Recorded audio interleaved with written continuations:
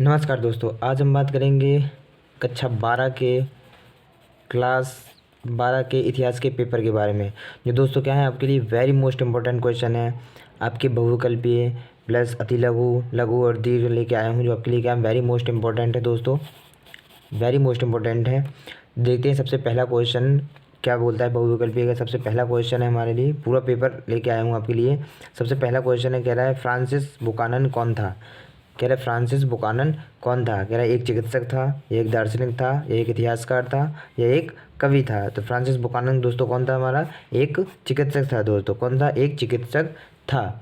Next question के बारे में बात करते हैं। नेक्स्ट क्वेश्चन है, कह रहा है निम्नलिखित में से किसे मृतकों का टीला कहा जाता है। कह रहा है निम्नलिखित में से किसे मृतकों का टीला कहा जाता है। किसको कहा जाता है दोस्तों, कह रहा है मोहनजोदड़ो को, या चनूदड़ों को, लोथल को, या सुरकोटडा को।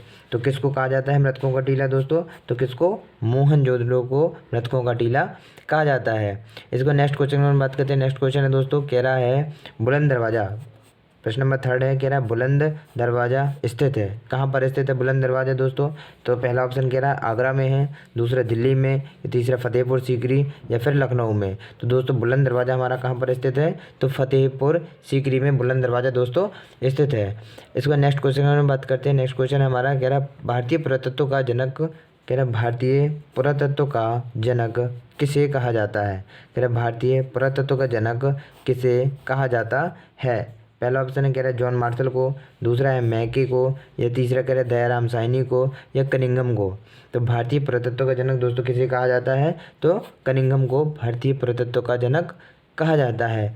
इसको नेक्स्ट क्वेश्चन के बारे में बात करते हैं। नेक्स्ट क्वेश्चन है हमारा, कह रहा है हड़प्पा जो सभ्यता है, कह रहा है हड़प्पा सभ्यता के अंतर्गत विशाल स्नानागार स्थित है। कह रहा है हड़प्पा सभ्यता के अंतर्गत विशाल स्नानागार स्थित है। कहाँ स्थित है, कह रहा है मोहनजोदड़ो में है, या कालीबंगा में है, या रंगपुर में है, या चनूदड़ो में है। तो हड़प्पा सभ्यता के अंतर्गत दोस्तों विशाल स्नानागार हमारे कहाँ पर स्थित है, तो क्या हो जाएगा इसका राइट ऑप्शन, मोहनजोदड़ो। कहाँ पर स्थित है, तो मोहनजोदड़ो में स्थित है। नेक्स्ट क्वेश्चन की बात करते हैं। नेक्स्ट क्वेश्चन है हमारा, कह रहा है नेक्स्ट क्वेश्चन, अशोक के अधिकांश प्राकृत अभिलेख लिखे गए थे। कह रहा है किसके, अशोक के अधिकांश प्राकृत जो अभिलेख हैं वो लिखे गए थे।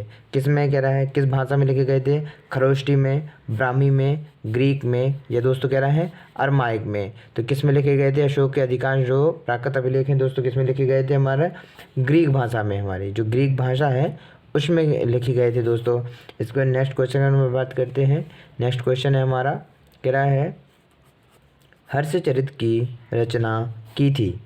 हर्षचरित की रचना किसने की थी दोस्तों, पहला ऑप्शन है, कह रहा है कालिदास ने, दूसरा है मेरुतुंग ने, तीसरा है कल्हड़ ने, चौथा है बाणभट्ट ने। तो हर्षचरित की जो रचना की थी वो दोस्तों किसने की थी, Kalidas is the right answer. Kalidas ने हर्षचरित की रचना की थी। इसके बाद नेक्स्ट क्वेश्चन की हम बात करते हैं। नेक्स्ट क्वेश्चन है हमारा, अकबरनामा की रचना की थी। अकबरनामा की रचना की थी, तो अकबरनामा की दोस्तों रचना किसने की थी, अकबर ने, कह रहा है अकबर ने की थी, या जौहर ने की थी, या हुमायूं ने की थी, या अबुल फजल ने।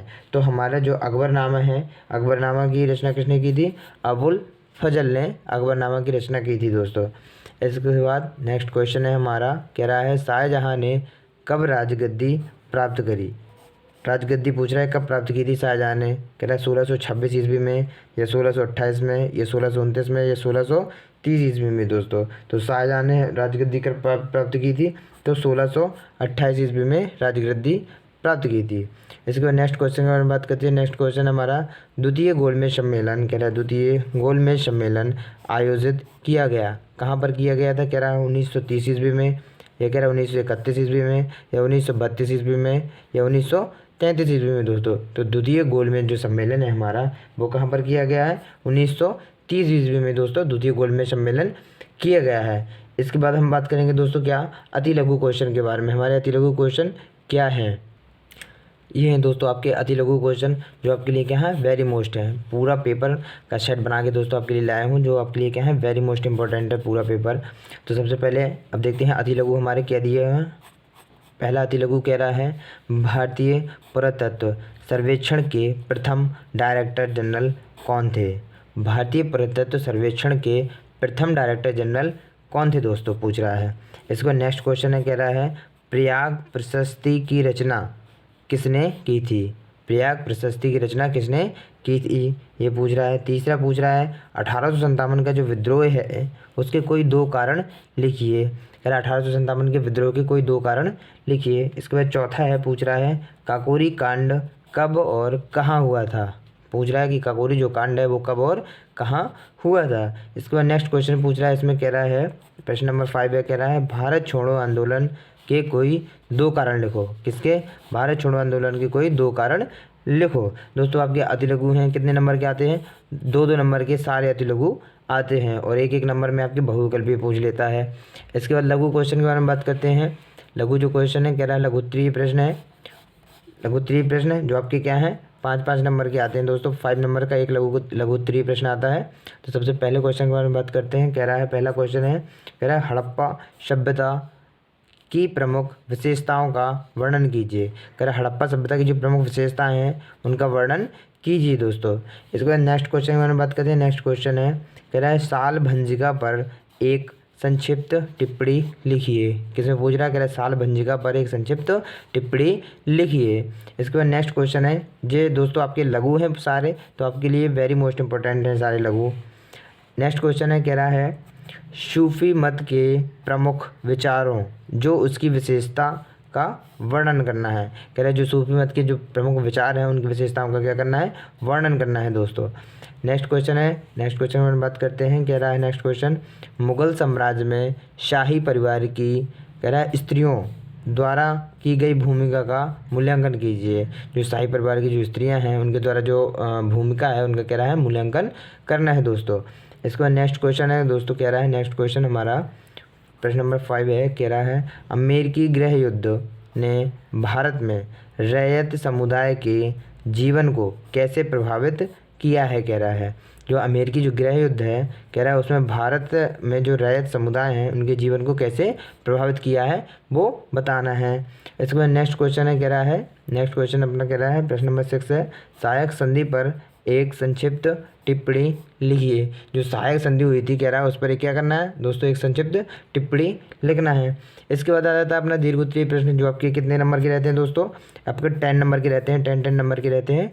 तो आपके लिए 2 हैं जो आपके लिए दोनों वेरी मोस्ट इंपॉर्टेंट हैं जो पेपर में आ सकते हैं आपके 10-10 नंबर के आएंगे, 20 नंबर के। तो सबसे पहले देखते हैं क्वेश्चन क्या है। पहला है मौर्य प्रशासन की प्रमुख विशेषताओं का उल्लेख कीजिए। जो मौर्य प्रशासन की प्रमुख विशेषताएं हैं उनका कह रहा है उल्लेख कीजिए। इसके बाद नेक्स्ट क्वेश्चन है, कह रहा है असहयोग आंदोलन के मुख्य उद्देश्य क्या थे।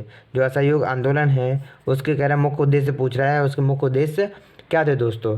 तो ये है आपके लिए क्या है दोस्तों, वेरी मोस्ट इंपॉर्टेंट है दोस्तों, एक बार आप ज़रूर अच्छे से पढ़ लें दोस्तों। नमस्कार दोस्तों।